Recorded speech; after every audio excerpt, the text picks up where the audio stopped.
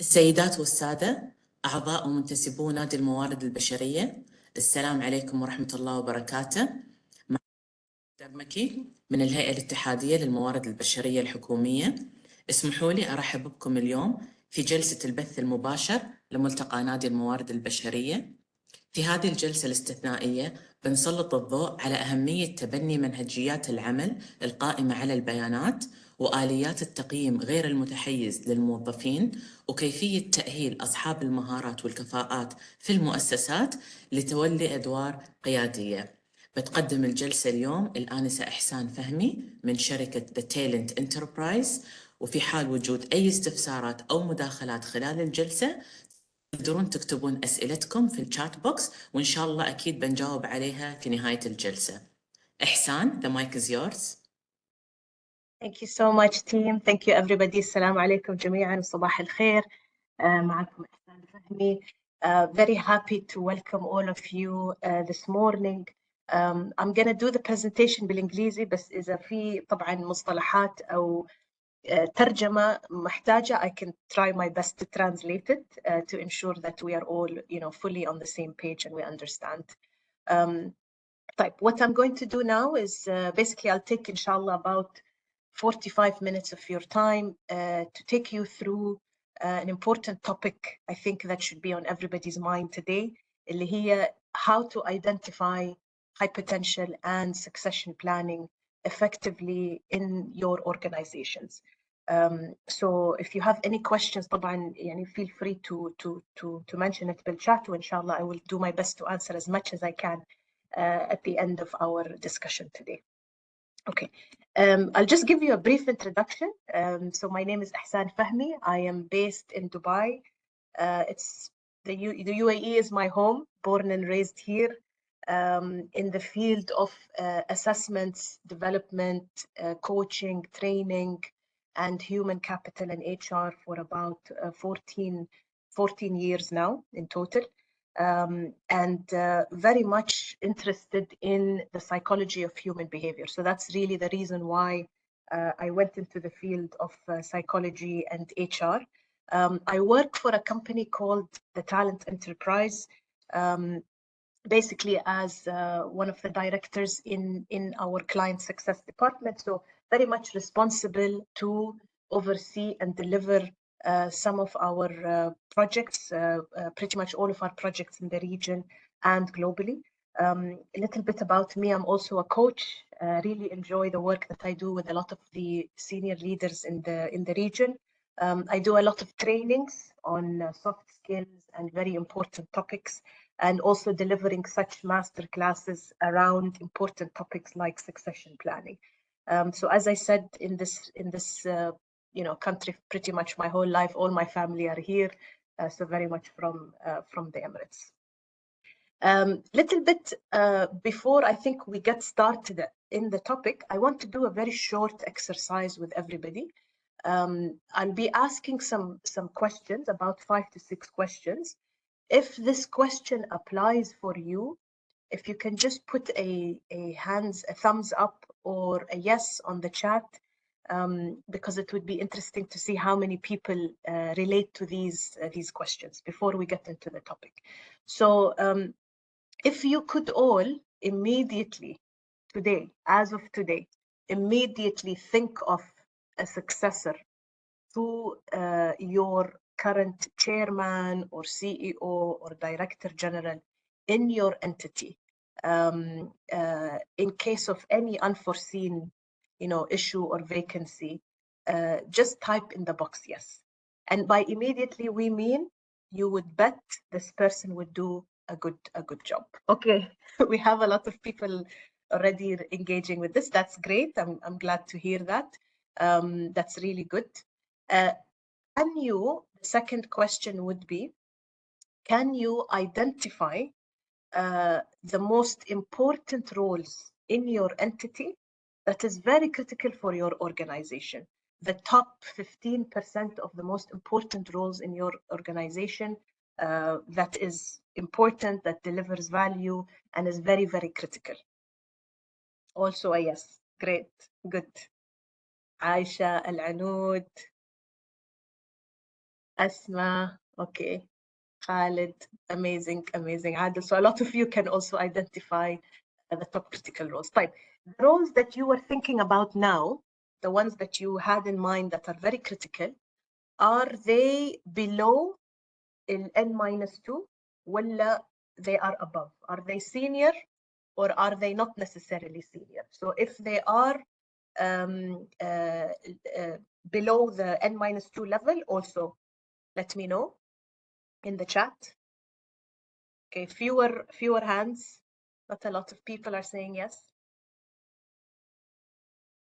Okay, Adil, Asma, good, N-2 below. Okay, few people I'm seeing. Okay, if you have an updated skills map for your workforce on the future of work, on future skills, also please type in the chat yes or a thumbs up. This is very important around the future of work, which we'll also talk about, inshallah. Okay, a lot more yeses here. Aisha, Asma, the same people are saying yes. I want to know where you work. Okay, raise your hands if you currently use manager nominations or performance ratings to make decisions such as high potential and succession. Hopefully I see a lot of no's. Okay, not a lot of people. Few people, yeah, to some extent, Moza. Okay. Type. We have a yes here. Okay. Manager nomination, performance rating with manager nominations. Okay. We'll get to these questions in more depth, but I think for those of you who answered maybe yes to most of these questions, okay, this is, I think, really, really positive, really good, because it means that you already have things in place that is working for you, things in place that is going well in terms of an objective matter. So we'll share with you our succession planning approach, and then we can definitely have and discuss any questions that you may have. Now, before I get into the core aspect of the topic, a little bit about who we are. So the Talent Enterprise is based in the UAE. We are headquarters here. We have been in the UAE for approximately 12 years now, and we are the first organization that started from the UAE, founded in the UAE with founders from here, developing solutions, assessments, psychometric tests, questionnaires, personality assessments, all based on the data and the demographic of the UAE. And the first organization to have been recognized and registered globally by the British Psychological Society as a very reliable assessment tools and valid assessment tools. So the history and the story of how the company started was, I think, about 14, 15 years ago. All of our talent management processes and HR processes, we would normally bring consultancies from abroad, from Europe, from America, from the UK, with global tools that are well known, to bring them in the region and to basically make, all of these assessment processes and decisions and so on. So the founders very much saw a gap in the market, that actually we don't have companies that are founded here, based here, specifically based on the research of this region, because we have one of the, I would say, most unique workforce. We have a very young talent workforce. Our average age is in the 30s. You have CEOs in the 30s. You have highly talented people at a very young age group. And there is a lot of interesting insights and research that we have done in the region since then. So this is really the reason why the company was formed, in the sense that there was a lot of market gap in the region based on these aspects. So we basically are very much focused on identifying all types of capability assessments. We have our own technology that we've developed. We have our own psychometric assessments that we've developed, and we spend a lot of effort in the space of data science, data analytics. So we, as a company, you can say we sit in the middle of this intersection between technology, psychology of human behavior and data science, because of course there's a lot of decisions and information and insights you can uncover once you put all the data together and you start to analyze the story. So we work with all types of organizations. I would say thanks, alhamdulillah, we've been very successful in the past 14-15 years to work with all types of entities around the world in very important human capital decisions. We use our technology platform Lighthouse to basically host, store, assess, and deploy all of these talent management solutions. We partner with some of the most well-known firms in terms of development, companies such as Harvard, London Business School, London Strategy Center, SHRM, and many more, in order to also continue the story. After the assessment process is finished, what do I do next? How do I improve myself? And some of the, I would say, most innovative ways in terms of conducting such assessment practices. So that's a little bit about us. We are specialized in, you can say, 12 areas, 12, 13 different areas.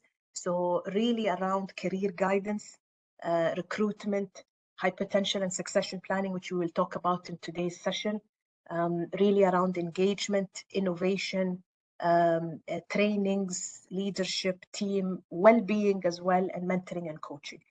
So different types of practice areas, all sitting within our technology platform Lighthouse, which will help to keep your data in a very objective manner and support you in making decisions in a faster and more scalable manner. That's a little bit about who we are. Now, I want to share some very interesting research and literature review that is very important to talk about when we think about succession planning, talent identification, and high potential. We all know the importance of such topics, but now more than ever, it is very, very critical because of the following reasons. So based on a lot of the articles that you see now online and a lot of the research that's been done, something very interesting I read is that an average organization or an average entity, you can say, goes through changes or transformation 5 times in a span of 3 years. So can you imagine? That's 2 types of changes on a yearly basis, and even more in the future. So 73% of organizations expect to go through more changes in the future. And what happens now in the space of HR and succession planning is that typically HR management is focused on existing leadership roles based on what we need today. What do we need for this year to be successful? What do we need to be effective? And there is a big gap and a big struggle in anticipating future needs. So future business priorities, future goals, in order to be, you can say, more ready. And the most advanced HR functions are those that are investing in the future. So thinking about where we will be in 5 to 10 years, and what do we need? What type of talent do we need to be ready for such changes? However, only 15% of the management in such companies have said that the HR functions are doing so.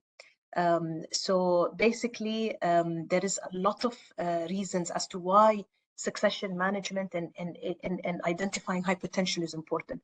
There is many other reasons as well. It's a big risk, right? So basically, we have a vacancy risk, which means at any time, we might need somebody to step up, right? For any unforeseen reasons. And a lot of the research we've read has even suggested that half, or if not more, 50% of companies couldn't really think of a successor for their CEO. Maybe they might have somebody in mind, but they can't objectively say this person is going to lead in the future. And 39% of employers cited that they have 0 candidates even viable. So the aspect here is we need to be prepared now rather than wait for something to happen and then rush the process to find somebody who's ready. Now, the second aspect is readiness. So even when you do identify somebody, the readiness is not there. They might not be fully developed. They might be a high potential and high performer, but maybe they never wanted to be a CEO. Maybe they never wanted to be a chairman. So a lot of the research also suggests that 1 of 3 employees actually don't have the aspirations or commitment to even be a potential successor. They might even be good at it, but they don't want to do the job. So you have a readiness risk that also needs to be addressed. A third element is transitioning. So let's say you now found the person, they are ready, but because of the poor onboarding process or the transitioning process, they don't perform in the first 6 months. So, and a lot of research have also said that 1 in 2 leaders typically struggle to engage in employees, and they fail to turn the people into high performers for the organization, and they typically then suffer from motivation, engagement, and some of them even leave. And because of all of these challenges and because of all of these risks, what entities are starting to do now as an option is to recruit externally. So they will look externally for a new leader to take on the CEO role or the chairman role or the director general role. And that comes with risks as well, right? They might be strong, they might be able to manage the business, but it comes with its own risks, which means they are unfamiliar to the organization. You lose a lot of that knowledge in terms of the company. They need to still take more time in learning the business, and it has its own challenges as well. So because of all of these risks, and especially now, today, in the changing world that we are in, it's very, very important to plan for succession planning from today. Whether you need it or you don't need it, at least when you plan, you have somebody in mind, they are ready to take over if something happens.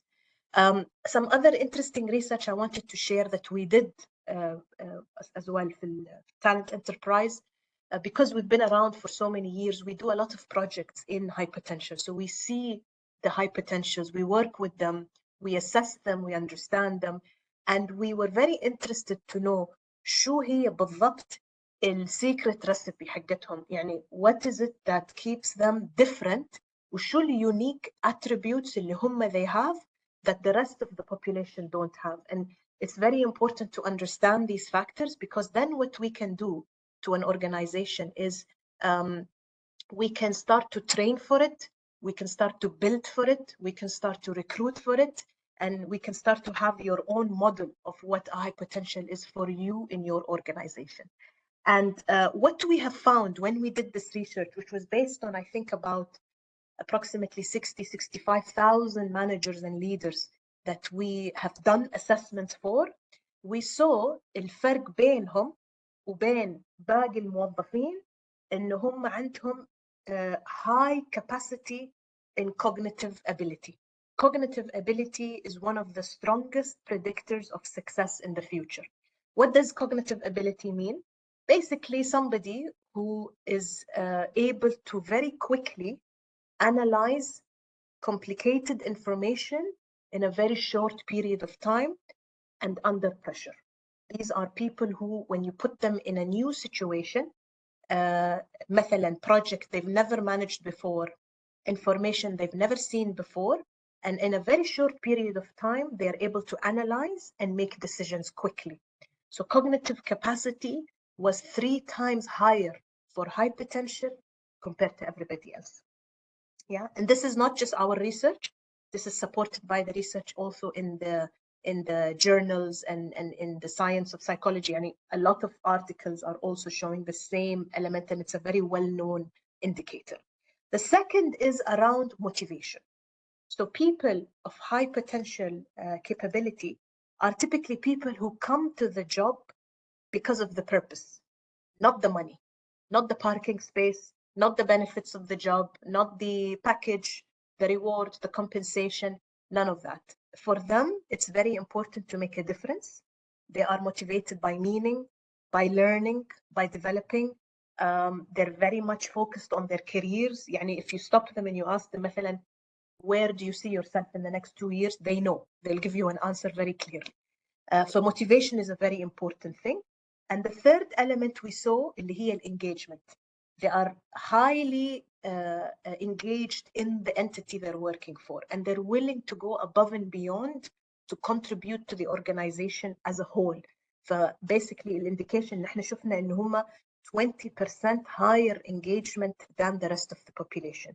We saw some more personality aspects as well, personality traits that were very, very unique. I can share some of it a bit later, but I'll give you some examples now. مثلا التعاطف, الempathy, الcompassion, اتخاذ القرارات difficult. They also were able to show accountability. They're very open to change, open to learning, يعني driven, motivated. They have strategic thinking. They're very innovative, and a couple of other personality traits that I can share later. But these were some of the elements that were very unique للsuccessors وللhigh potentials that we saw in them as well. Now, another note to share about performance. Of course, performance data is still something that is being gathered, it's being used. There's a lot of performance systems and ratings and manager feedback that is still being used till today to make decisions for many things that are important in HR. But I just want to note that past performance is not always an indicator of future success and future potential. And we, as the talent enterprise, we gather a lot of performance data. So from many companies, and what we've seen and what we know, this is nothing new, but we already know this. A lot of the data here very positive, very positively skewed for whatever reason. ولكن we were very interested برضو to see هل هم high performers typically are high potentials ولا مش شرط. What we saw إن هم they only four of every 10 high performers were high potential. So actually it wasn't the majority. So I think what's really important here to talk about is when we look at performance systems, when you look at manager feedback, that's very positive. It could be for many reasons, favoritism, biases that are happening. So it's very important that if you are going to use this data, على الأقل use it with other more objective measures as well. And a lot of companies, what they're doing now as well is they use the performance data to nominate people for an assessment, right? Which means if you are not a high performer, ولا رح نعطيكم الفرصة تدخلون الأسسمنت process. وهذه can be a bit unfair. فنحن what our recommendation is خلوا performance system on the side. basic criteria, حطوا basic criteria مثلا هل هذا الشخص معاكم يعني سنة أو أكثر, is he مثلا engaged in the entity. You can put very basic criteria وخلوها very open and let them nominate themselves for a high potential process. And then let the assessment do the evaluation, the selection, the definition to basically give you the high potentials you need for your purpose, whether it's a development program or it's for a future succession and so on and so forth. So I would recommend to try as much as you can mixing performance and potential all in organizations. Now, there's another interesting thing I want to share. If I were to ask you to tell me if you think of a high potential or a future successor, what do they look like to you? يعني just feel free to mention your comments. يعني شو هي نوعية البرسوناليتي حق هذا الشخص اللي هو الهاي potential أو الشخص هذا مثلا future successor. Very quickly if you can just يعني comment. Anybody? يعني give me one personality trait. Open-minded. Okay, very good. Willing to listen, open-minded. High on, I think I forgot that comment. Agility. Yeah. Very true. So a lot of them are open to change. They're very transparent. There is one thing that I would say is very important to identifying high potential. Make sure that you're including everybody in the process. Make sure that you are able to find people who don't necessarily speak up. They are the ones who are hiding. They are the ones who are hidden. They are the ones who don't put their hands up for projects. You don't know about them. quiet people يمكن هم introverted يمكن هم confidence حقتهم it's not there. So a very strong potential or succession process will find what we call اللي هم shy pose اللي هم minority group of talent. They could be very young audiences عندكم, they could be women, they could be people from different diverse backgrounds that you don't necessarily think of when you think about high potential. لأن الهاي potential هو sometimes صوتهم الأعلى صوت. They will put their hands up, they want the promotion, they want the achievements, they want this, their recognition. So typically you know about them, you see them, their achievements are very visible. But في other people, you don't see them. يعني they're not always prominent. So it's very important to have a process to identify حتى هم shy pose. Now, when it comes to our approach in defining and developing succession planning with high potential, what we really like to talk about is something called talent to impact. Talent to impact is an approach around basically three principles, you can say. It's a very strong approach around driving value creation. So we did a lot of, I would say, effort and work in the past 2 years to revisit how we do succession planning and how we do high potential identification. And we tried our best to move away from the traditional ways of doing it and try to look at more objective, impactful, and innovative ways of defining high potential and succession planning. So the talent to impact approach is very much based on the philosophy of identifying and analyzing people and roles which drive exponential value across your organization. So especially in today's landscape of change and global impact and ongoing factors that influence our business, it's always changing. Where you are today will not be where you are tomorrow. What you need today is not what you need for tomorrow.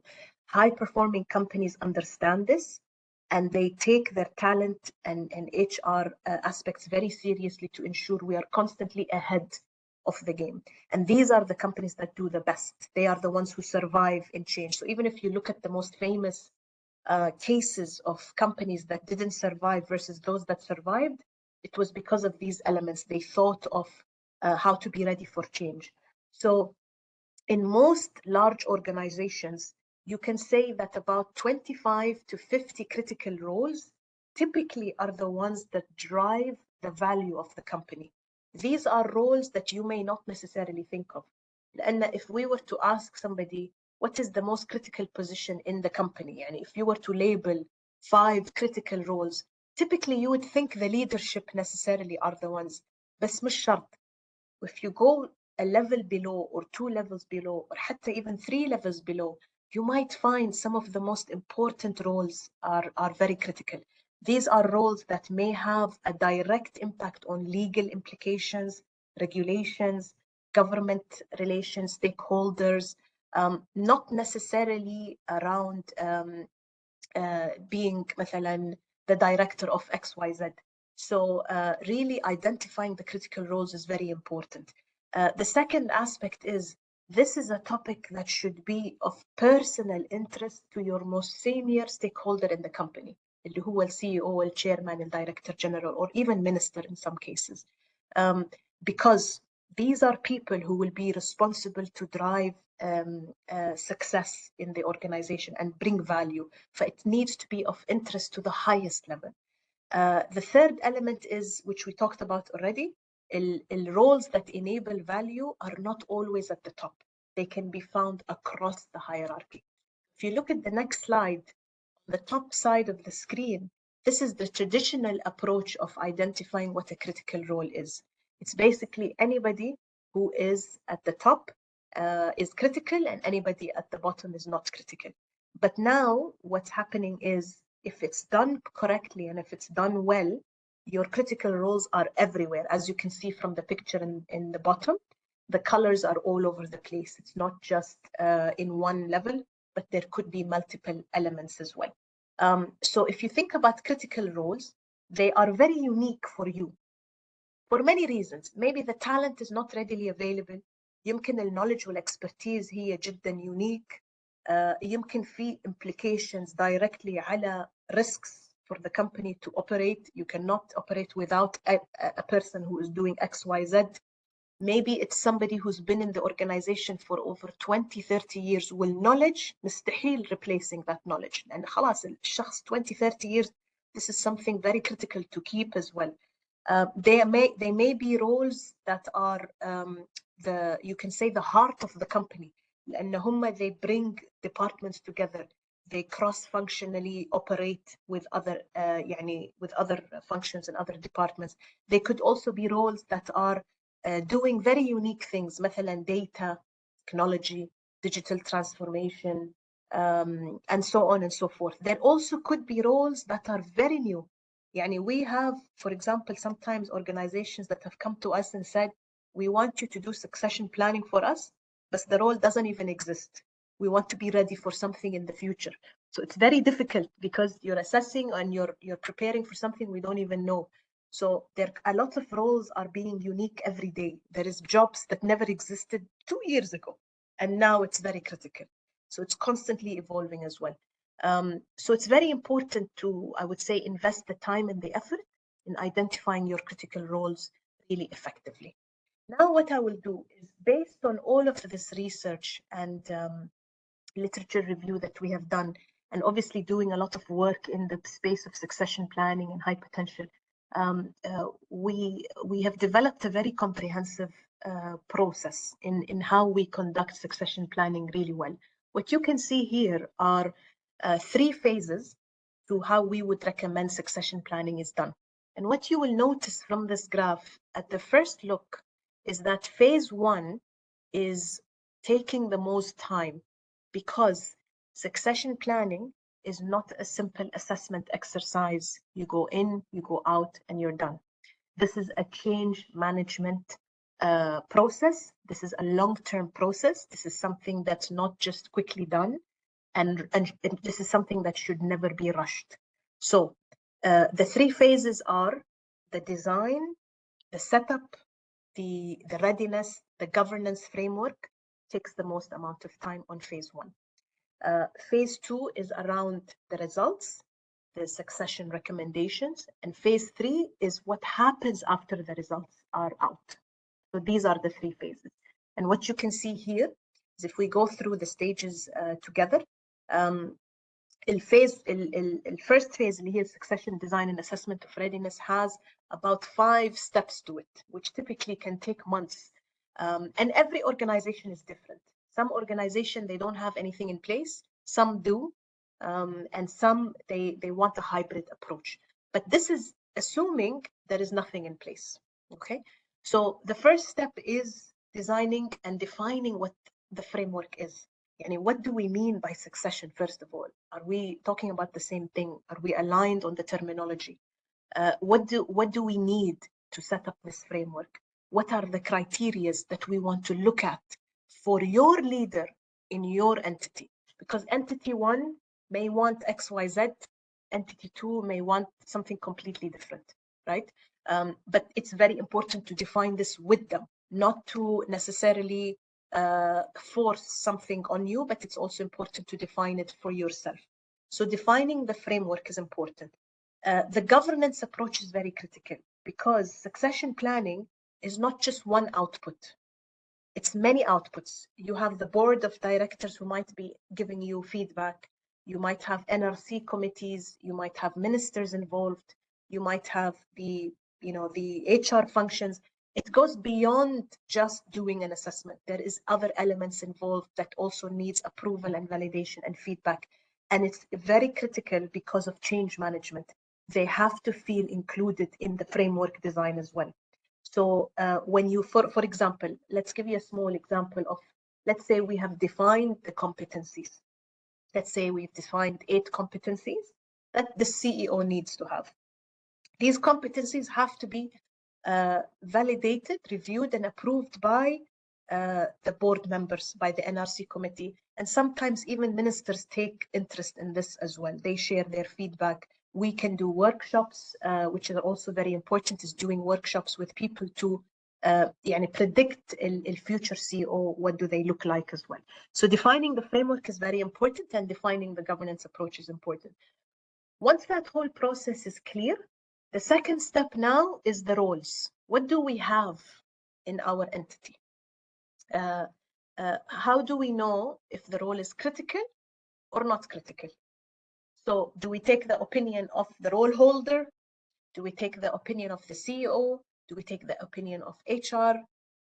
How do we know? Because if you were to ask me to decide, most people would say all our positions are important. Otherwise, why do we have them? They're all needed, not necessarily. So when we think of critical roles, there are principles that you can also follow.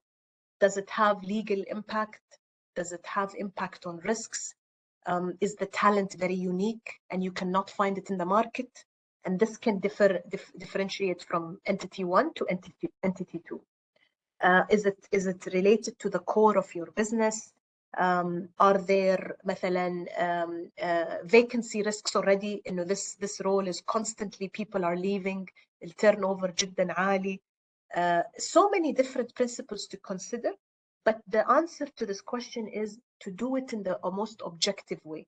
So you can do it through getting the feedback from all of the important subject matters and getting an average rating on everybody on whether this role is important or not. And you may find difference of opinion. So maybe let's say the director, the chief financial officer has 50% importance.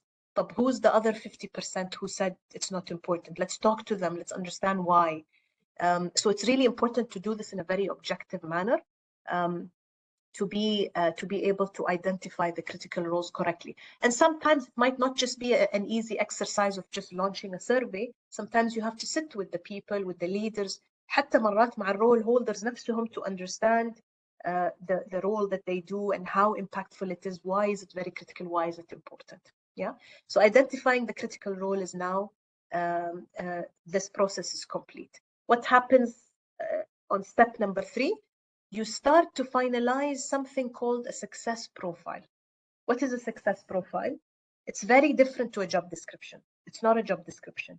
Here, now that you know the role, that's important. Now what you're answering the question of is, what does it take to be successful in this role? So now you are separating the person and the position, and you're separating the two, and you're now looking at what is an ideal profile for somebody who, if they pass these criteria, يعني 100% راح يكونوا ناجحين في المنصب هذه أو في هذا الposition. So finalizing the success profile is work that needs to be done, where you gather information about experiences needed, personality, competencies, technical skills, knowledge, education. مرات sometimes education could be important, مرات certifications are important, وإلى آخره. So there is a couple of elements or principles that's also very important to identify, and then you have a success profile that's ready. Now that we have the success profile ready, خلاص, now we move to the people. How do we nominate individuals to be ready for assessment? The recommendation is 1-to-3 ratio. But if you have one position, حاولوا to nominate 3 people for that position. لأن if one doesn't cut it, maybe number 2 or maybe number 3 could make it. The more wider your net, the better. The more limited your net, خلاص هذه indication already إنه نحن ما عندنا ناس كافي لهذا الرول.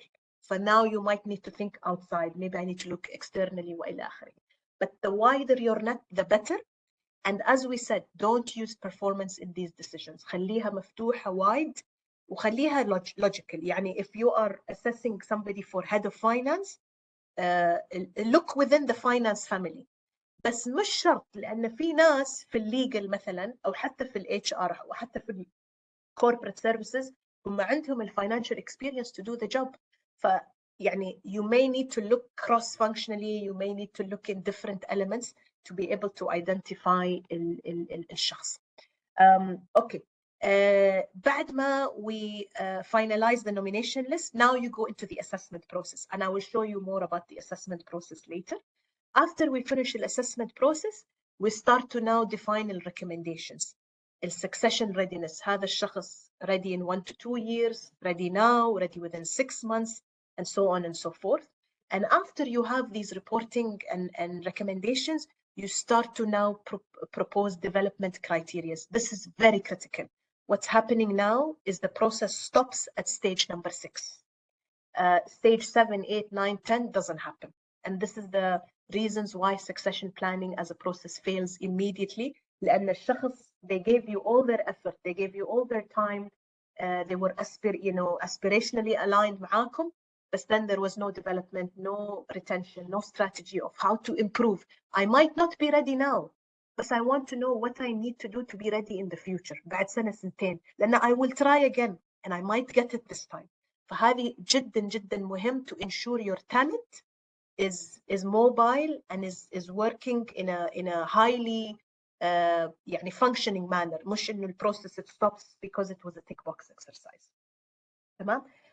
Let's say you have somebody you found who is ready, coaching, mentoring, لأن they need support. يعني just because I am identified as successor, مش إنه خلاص I have all the wisdom needed. لا, I need support, I need coaching, I need mentoring to close those gaps and also to help me in transitioning to these very important roles. And then we have the implementation, will follow up, will post impact. يمكن if you go through development programs مرات you need to see هل هذا الشخص فعلا غير في سلوكياته, how did they change, شو كانت impact difference. We want to see that change so we know إنه يمكن الtraining اللي نحن we did it worked, أو coaching that we did has worked, and so on and so forth. فهذه هي end-to-end process بشكل عام. Now, if we talk about the assessment, this is what we would recommend as your most comprehensive picture of a person in succession planning, which you can see at the top side اللي هي potential, اللي هي boxes in gray. This is purely for identifying potential. Now that you want to know potential for what, you go down and you complete the 4 boxes in blue. Then it gives you a full picture. Tamam? So if we talk about potential, as we said, cognitive ability is very important to assess. The personality is very important to assess. Sometimes leadership risks might be needed depending on the level of the person. You want to look at their motivation, you want to look at their engagement.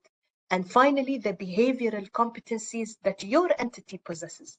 So box 1, 2, and 3, اللي هي فوق, this is general. This has nothing to do with your competencies. This has nothing to do with your business requirements. هذه هي نحن بنسميها internal potential, اللي هي inherent in your personality and your cognitive capability.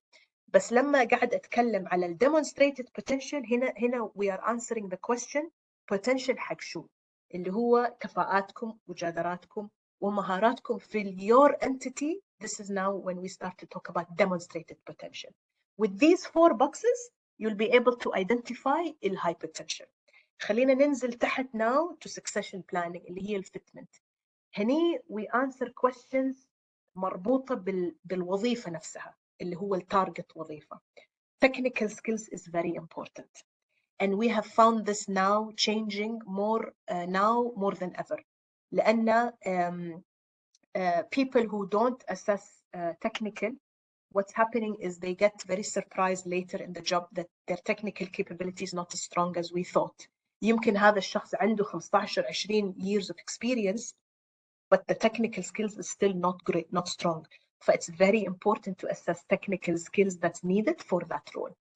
In some cases, education and qualification is important. In some cases, it's not. Where it's important اللي هو الوظيفة اللي تحتاج certifications مثل legal, مثل audit, مثل finance, all of these charterships that you can get. مرات education is important بالذات في الهيئة اللي فيها education. الuniversities والeducation sectors يحتاجون certain educational qualifications needed. Critical experience and achievement, I would say, is non-negotiable. This is very important to capture. نحن شو نقصد من في هذا الموضوع؟ نقصد إنه أنتوا شو تبون as your top critical experience لهذا الوظيفة. هل هذا الشخص مفروض يكون عنده مثلاً 5 years of experience in developing strategies؟ لازم هذا الشخص يكون عنده 5 سنين أو أكثر في هذا المجال.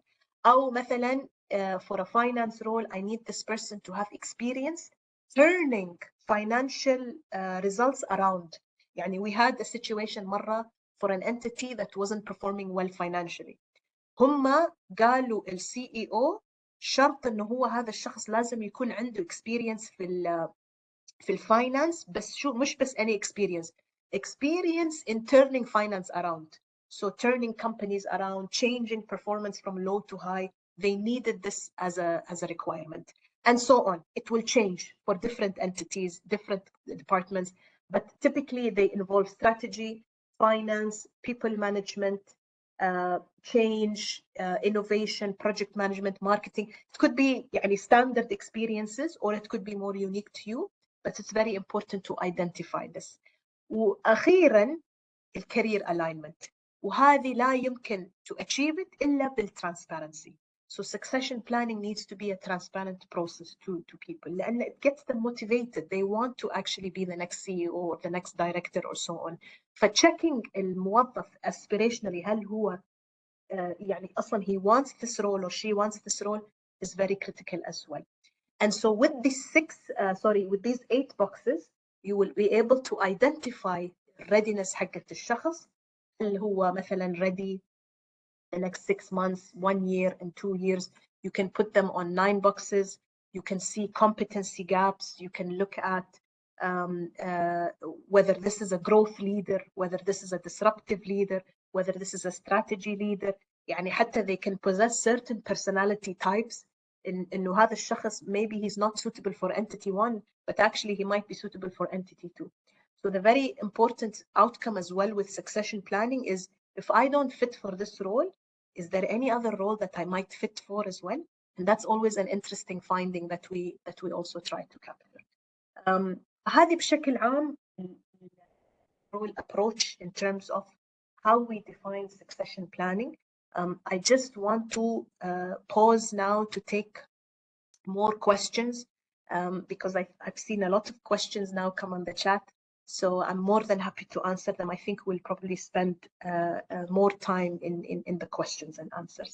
I thank you very, very much for your attention, and please feel free to ask me anything that you need. تفضلوا. نشكر الآنسة إحسان فهمي من شركة The Talent Enterprise على هذا الطرح الواضح والقيم، وننتقل لفقرة الأسئلة. إذا عندكم أسئلة تقدرون تحطونها في الشات بوكس. Okay, I have the first question from Al Hanoud. Who should do the succession? إحسان, honestly, I have a question. Yeah, go ahead.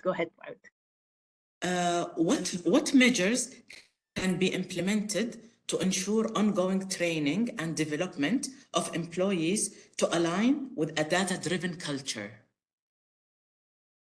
Okay. Okay. So, what training methods are important to ensure you are ready for a data-driven culture? That's the question. Yes. Yeah. I think the first thing I would say to that is أولاً خلينا to identify and understand what do we mean by a data-driven culture. I think if I understand you correctly, this is about organizations or environments that uses data to make decisions. They're highly analytical, highly decisive. They're open to change. I would say they're open to new sources of information, for example. So I would say that if this is the definition of what we mean, it's very critical to ensure that we are open to change. And there are many entities, you can say حتى هنا في البلاد أو globally, that are ready for this. They typically possess the latest technologies. So what I would say is number one is be open to technology. Start to train, hire, recruit, or develop people to build digital acumen skills at a very entry level يعني stage. لأن هذا الskill regarding digital acumen وحتى behaviorally being open to change and to technology will allow them to constantly look for things to improve within the organization. And data, the best way data comes from is in the technology that you already have.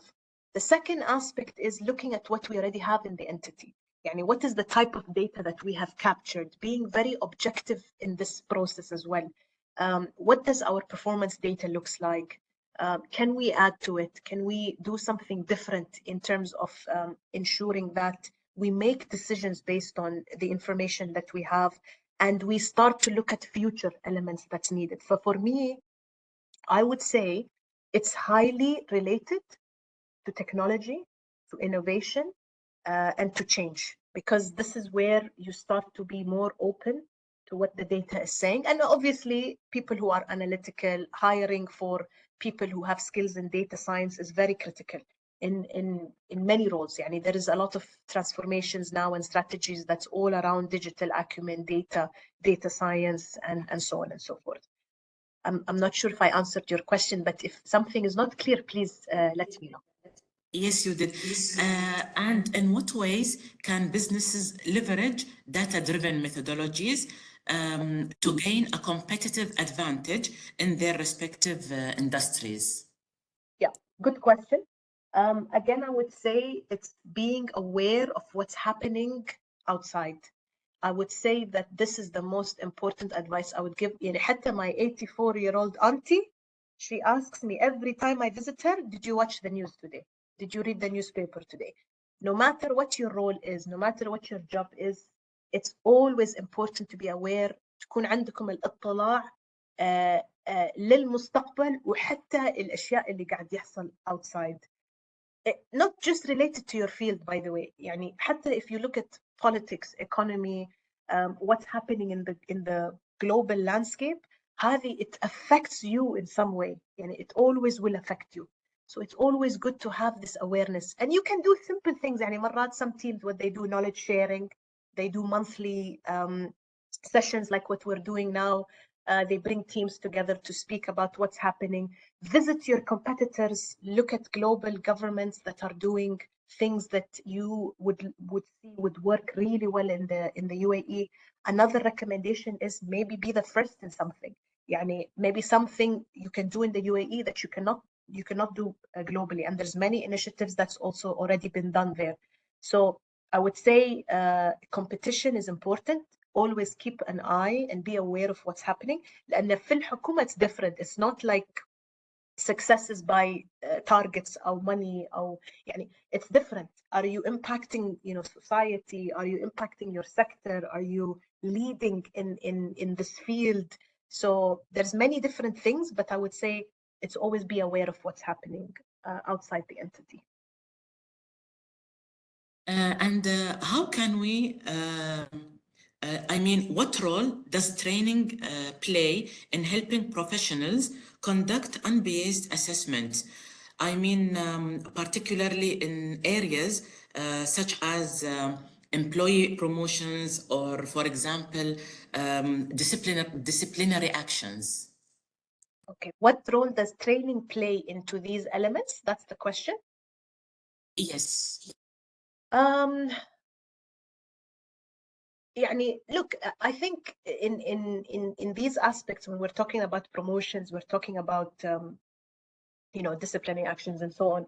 I think it comes down to the same thing, right? Identifying capability should be multi-dimensional. يعني it shouldn't just be based on one element. حتى training. Training in itself is one part of the puzzle. It's one intervention, it's one format of upskilling somebody or of supporting somebody, of developing somebody. But I would say that the more elements you introduce in learning and in developing and in training, the better. The more likely the person will improve, you will see a change in their impact. And one of the best, I would say, most critical models that's still being used now in training is the 70-20-10. Which means 70% I learn through experience on the job. The 10 and the 20% is training and coaching and mentoring and learning from others. 70% is the job itself where you get the most learning. So I would recommend to try and complement it with different factors.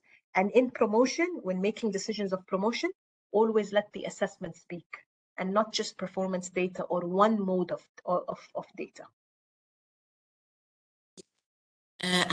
How can we minimize unconscious biases in performance evaluations and employee assessments?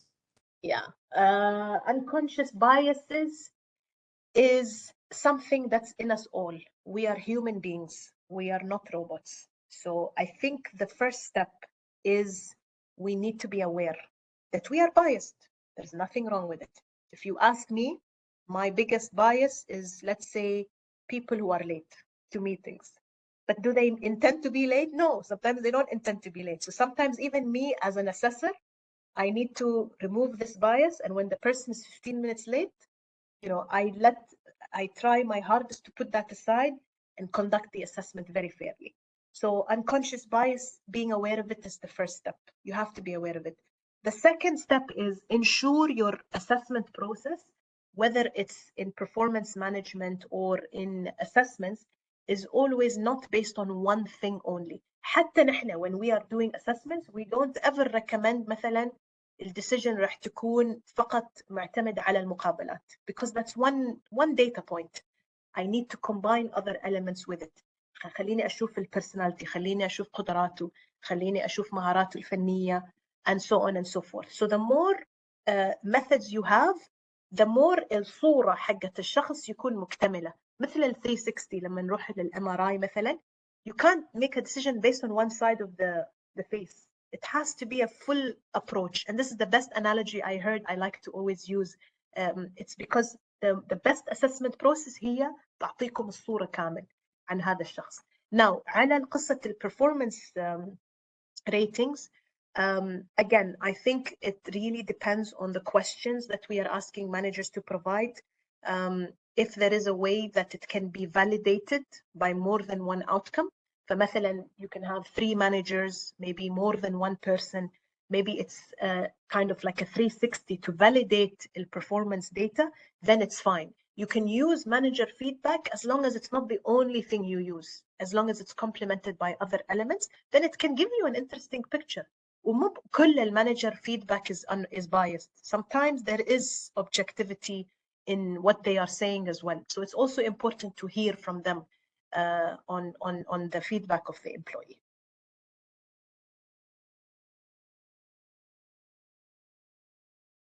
Go ahead. Any more questions? Okay. What is the most successful retention programs based on your experience? Retention programs in terms of retaining employees, I would say it's very much, principles could be around ensuring there is constant motivation. I'll give you an example. Succession planning.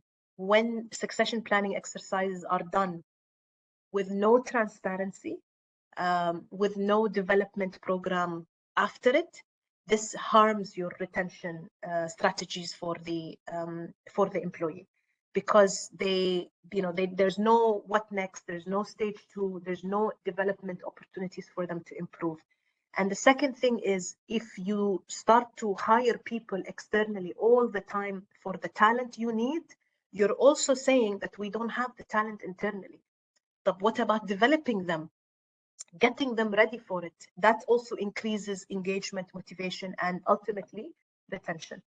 Another aspect is constantly have a very clear career pathway. A lot of people that we sometimes meet in the government sector, especially those that are unhappy, they typically tell you, I'm unhappy because the last time I was promoted was 2 years ago. But why is that the mindset? Why is the mindset promotion equals success? That's also a question to ask. Not necessarily. So I would say having a clear career pathways, managing your employees' expectation, ongoing communication, give everybody the opportunity to prove themselves, to show you how they can contribute to the organization is important. We spend 8 hours, if not more, in these entities, more than sometimes our own homes. Recognizing them, putting in place processes that ensures everyone's voice is heard, can help. There is more. I can't think of, there's probably more, but these are some of the things I can think of off the top of my head in terms of retention and motivation and engagement. What do we do for the percentage of people who are a good potential, but they do not want the managerial role? They might be very good employees though. How to motivate them? Yeah, very good question as well. And I would agree that not everybody is recommended for a leadership or a managerial role, for sure. Definitely ensuring that they have a maybe individual contributor pathway or an expertise pathway is very important, because and also managing that mindset. لأن حتى المindset اللي هم they're not aware, they think that I have to be a manager to be successful, or I have to be a team leader to be high potential, when actually that's not true. Sometimes you are even better when you are in a non-managerial role, but ensuring في progress, في career pathway. الladder راح تكون شكلها مختلف compared to someone in a managerial role, but it's still of equal challenges, of equal responsibilities, or its own journey. So as long as that mindset is clear, you're not demotivating them, but you're also getting them ready for such elements as well. I think everyone should be given the opportunity to manage first. And if they don't like it, then fine. But if they think they're not good managers, but they actually are, يمكن they should try it and maybe they'll actually love it. It's also a mindset shift, I would say. وعود, we got a comment saying to read the questions في الchat. ممكن it's too many, I'm not sure, but I'm not able to. Wanting to pick up the chat questions as well? Yes, I am on it. Okay, I can help you as well. Recommendations if someone would like to do research on their future jobs. Okay. Can you elaborate more? You mean research on future jobs? Do you mean what's needed in the future?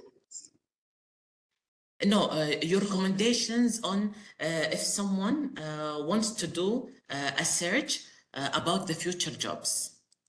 Okay. Yeah. Your recommendations on this. Okay. I think there is lots of sources online. ONET, for example, there's many sources online in terms of the future jobs that might come up in the future, that things, skills that may appear new that we don't have. Obviously, it's very important to constantly keep in mind artificial intelligence, technology, robotics and science in these fields, because there's a lot of things that's upcoming. But I would say it's hard sometimes to predict for the future, but maybe constantly look at and research new spaces in success, in performance, in potential, and what are these behaviors? Because I think at the end of the day, one thing that stays stable is your personality, right? Your behaviors in certain things, and beyond a certain limit, there is probably not much we can change about who we are after a certain limit in our career. But always be prepared to learn more, I would say, and there's many sources online that you can look at that gives indications for what is the future of work, what do these skills look like, what's the future jobs that might come up in the near future, and so on. Who should do the succession planning? Okay, good question. Succession planning is the responsibility of everybody. It's not HR's responsibility alone to drive. Maybe it can be initiated by human capital, but everybody has a role to play. The CEO, the chairman, the ministers, the director general, whoever is the top of your entity has a role there as well. The stakeholders, the board, the line managers of the people, the employees themselves, there are multiple stakeholders involved in succession planning, and it's not just one person's agenda. And I'm glad this question was raised, because actually another interesting research I read is that the reason why succession planning fails is because no one knows who's responsible for it. They assume it's only HR's responsibility. So no one said anything, no one initiates it, no one talks about it.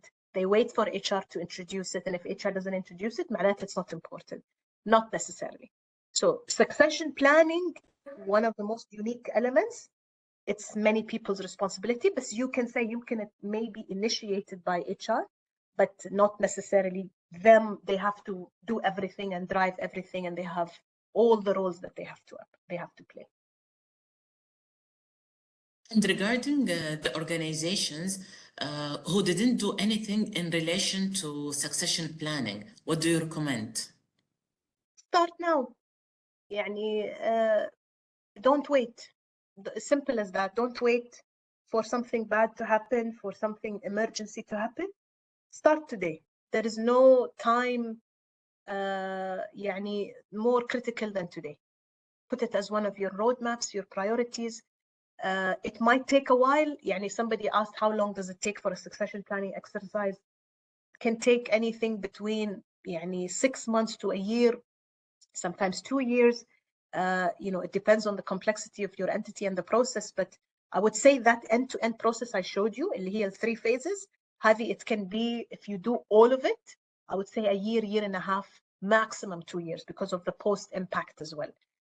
But from the start of the exercise to identifying your successors, it could be anywhere from 3 to 6 months time to develop that. But yeah, the best advice is to start today and not wait. Our last question for today. How can leadership be redefined to foster a more inclusive and diverse work environment? Okay, very big question. I think many things. Maybe what I can share here is an interesting article I read about a couple of weeks ago, which is all about agile leadership. And agile leadership is defined as a leadership personality that actually can do it all. So I'll give you a very simple example. Just because you are empathetic, it does not mean you cannot make tough decisions. Just because you are strategic, it does not mean you can't be operational and detailed when needed. Okay? Agile leadership means you can do both. And this article that I read actually said that this skill, يعني مع إنه it's been around for ages, it was never really important until after COVID. During COVID and after COVID, more companies are now saying agile leadership is very important to possess, and only a few percentage of people actually possesses these attributes. And if you think about it for yourself, it's not easy. How can I be both? My personality is one. How do I manage the other element? But there is possibilities. So agile leadership, displaying these attributes, displaying the ability to unlearn what you know and learn something new, can keep you constantly يعني ahead of the game in terms of change, in terms of also being open to diversity, being open to creating programs that are all about change, all about bringing people together, and so on. So I would say this could be one thing that maybe we could look into. The second would be ensuring your recruitment, your training, your programs, your opportunities are accessible for everyone.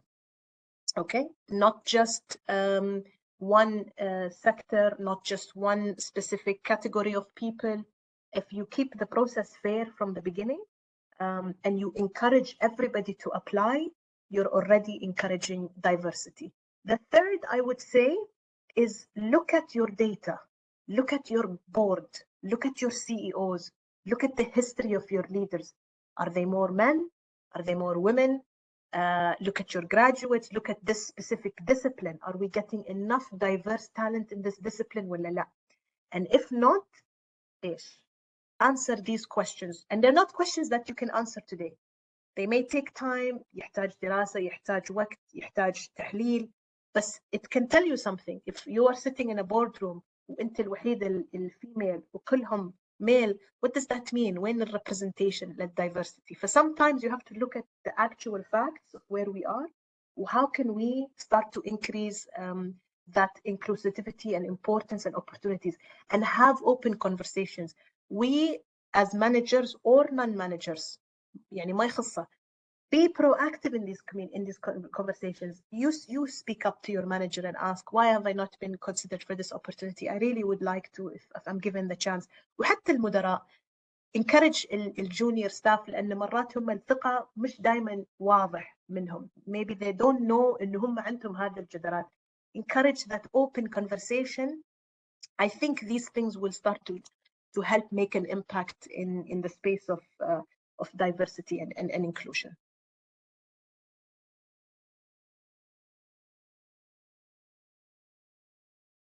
Thank you إحسان. أعزائي الحضور، إذا في سؤال نحن نسيناه أو إذا عندكم أي أسئلة ثانية تقدرون تسألونا إياها وتتواصلون معنا على إيميل نادي الموارد البشرية، وبنشارك أسئلتكم إن شاء الله مع الأخت إحسان وبنرد عليكم في أقرب وقت ممكن. أشكركم على حضوركم واهتمامكم، وعلى أمل اللقاء بكم مجدداً في ملتقيات وجلسات أخرى نطرح من خلالها موضوعات جديدة ومستجدة في عالم الموارد البشرية. Thank you so much إحسان، والسلام عليكم ورحمة الله وبركاته. You're welcome. Thank you all. Wish you all the best for the following weeks. So happy holidays إن شاء الله. شكراً جميعاً.